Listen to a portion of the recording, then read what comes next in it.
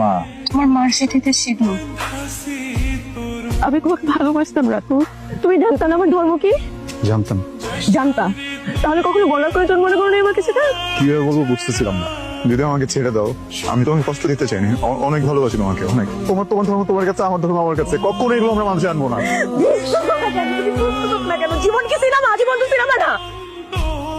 জীবনে এমন অনেক গল্প পাড়ি দিতে হয়, তুই একটা গল্পে খপ্পরে পড়ে জীবনটাকে শেষ করে দিস না। আর তুই চাইলেও তো হুট করে বিষয়টাকে মাথা থেকে সরিয়ে ফেলতে পারবি না। এভাবে 1 মাস কাটার পর দিন হুট করেই রাতুলের সাথে দেখা মিলল। তার এই বিধ্বস্ত চেহারা দেখে হৃদয়ে গলে গেল আমার। দূর থেকে 2 ফোঁটা চোখের জল ফেলে এগিয়ে গেলাম তার দিকে। সবকিছু ঠিক করে ফেলি প্লিজ। আমি নিতে পারতেছি না, প্লিজ। বাড়ি থেকে তো অনেক প্রেশার বিয়ের জন্য। তোমাকে একটা কথা বলি, তুমি তোমার বাবা আমার পছন্দে বিয়ে করে ফেলো। তুমি স্বার্থপর মতো একটা ডিসিশন নিছো, এবং তোমার এই স্বার্থপর মতো ডিসিশনের কারণে আজকে আমি এখানে দাঁড়াইছি। রাতুল তার কথা রেখেছিল, সে আর কোনোদিন বিয়ের কথা বলেনি। ততদিনে আমার গ্রাজুয়েশন শেষ হয়েছে। আমি আর পারছি না, এই মেন্টাল প্রেশার নিতে পারছি না। বিয়ে করে ফেলো রাতুল। আমার আসলে তোমাকে কি বলা উচিত আমি জানি না। আমার সাথে যোগাযোগ বন্ধ করে দাও।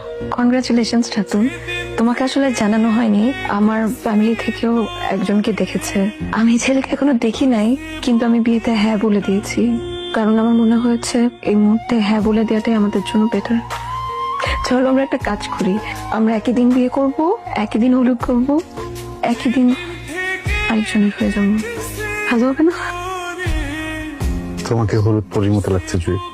আমার কালো গায়ে হলুদ রং মানায়নি। তুমি আমার জীবনে নেই ভাবলেই কেমন অসহায় অসহায় লাগে, বুকটা হাহাকার করে ওঠে।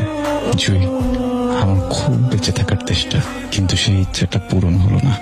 এই নিষ্ঠুর পৃথিবীতে তোমায় একা রেখে যাচ্ছি বলে রাগ করো না।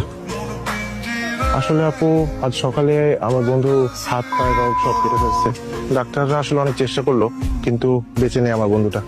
একটু আগে সে মারা গেছে।